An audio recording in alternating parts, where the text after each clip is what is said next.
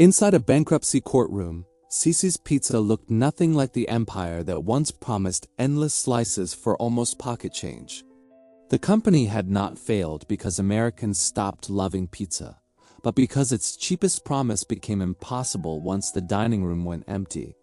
A buffet chain built on crowds, arcade noise, sticky tables, and suburban family traffic suddenly carried about $82 million in debt. The mystery was sharper than another restaurant failure, because Cicis had once looked like a bargain that could survive almost anything.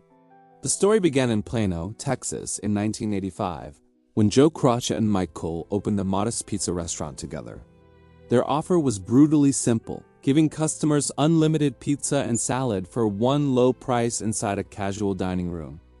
It was not polished dining, but it solved a real family problem by feeding everyone without making the bill feel dangerous.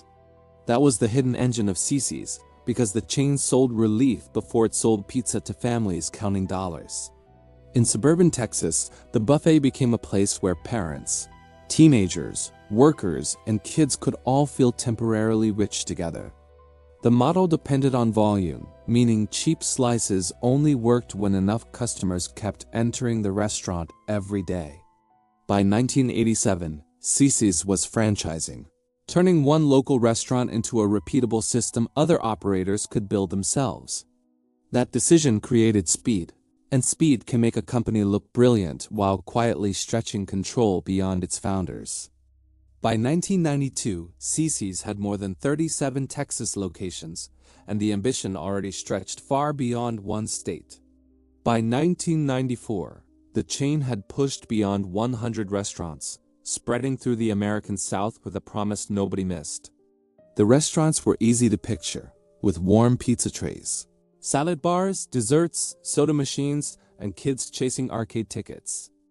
Cicis did not need glamour, because its power came from affordability, repetition, and a dining room that felt instantly familiar. Behind the counter, controlled distribution and simple logistics helped protect margins that were thin by design from the beginning. That discipline mattered because every extra penny in food, rent, or labor could pressure a model built around abundance. By the late 1990s, Cicis was expanding fast, attracting franchisees who believed cheap abundance could become a national machine. The stores filled strip centers, highway corridors, and suburban shopping plazas where families already watched their Saturday money carefully. By 2000, Cicis had grown beyond 350 restaurants, turning a Texas bargain into one of America's recognizable pizza values. Yet the same promise that made the brand unforgettable also created its danger, because unlimited food punished weak traffic immediately. If crowds slowed, the buffet did not simply lose momentum, because every quiet dining room turned low pricing into a wound. In 2001, Cicis remodeled restaurants and raised prices, trying to update the experience without breaking the value identity customers expected. By 2003, reports placed the chain near 450 restaurants, with more than $300 million in system revenue. Then the founder-led era changed, as Joe Crotch stepped away and ownership moved toward executives backed by private equity. Nothing about that shift guaranteed failure, but it moved Cicis further from the local discipline that had protected the bargain. During the 2000s, the chain kept growing, refreshed its image, added unusual pizzas, and leaned into its value reputation. Even the 2008 recession seemed to prove the concept, as pressured customers searched for cheap meals that still felt generous. By 2009, Cicis had climbed above 650 restaurants and neared $500 million in system-wide sales, an astonishing rise. Management later imagined more than 1,100 locations by 2020, but that target became the clearest measure of the gap ahead. The first cracks were not theatrical, appearing instead in franchise inconsistency, store quality complaints, health inspection problems, and declining confidence. When a restaurant brand sells cheap abundance, one dirty dining room can make customers wonder whether the bargain is the warning. Cicis had always needed trust to make the buffet work because shared food only feels generous when the environment feels safe. In 2015, the company tried another reinvention, dropping pizza from the name and pushing a broader Beyond Pizza identity. The new look was cleaner and more modern, but it raised an uncomfortable question about what Cicis truly was. Customers did not need Cicis to become a lifestyle brand because they understood it as endless pizza at a low price. In 2016, Arlon Group acquired Cicis, while the brand was already facing store closures, softer sales, and investor pressure. If you follow forgotten stories of American money, power, and ruin, subscribe, because Cicis shows how bargains become burdens. New leadership spoke about revitalization and growth, but the business math kept tightening beneath the polished public language. Rent rose, labor costs rose, delivery expectations grew, and casual dining customers had more options than the buffet model expected.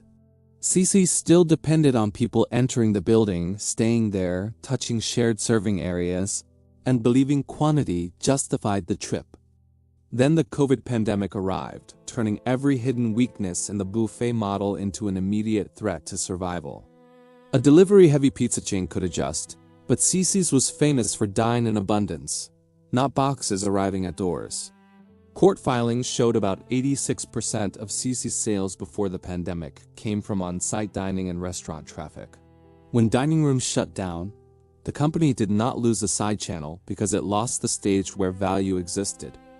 Sales plunged, losses accumulated, and Cicis struggled to cover rent, payroll, suppliers, and operating costs across a shrinking system. In January 2021, Cicis Holdings filed for Chapter 11 bankruptcy after D&G investors agreed to take over its debt. The bankruptcy was structured as a fast restructuring, with secured debt converted into ownership instead of a simple brand disappearance. Cicis emerged from Chapter 11 within months, but the surviving company was smaller, wounded and forced to relearn itself. The chain brought pizza back into clearer focus, investing in digital ordering, rewards, delivery systems, arcade areas, and controlled improvements. By 2025, Cicis promoted rising same-store sales and new openings, signs that survival had become possible after restructuring. But the comeback does not erase the fall from more than 650 restaurants to a smaller operation with over 300 locations. The ruin of Cicis is not an empty brand, but a reduced empire carrying the lesson of fragile cheapness. Keep following Fortunes and Ruins for forgotten American stories where money expands quickly, confidence cracks quietly, and collapse leaves evidence behind. Cicis survived, but the image remains a half-empty buffet line, glowing arcade machines and the bargain that became too expensive.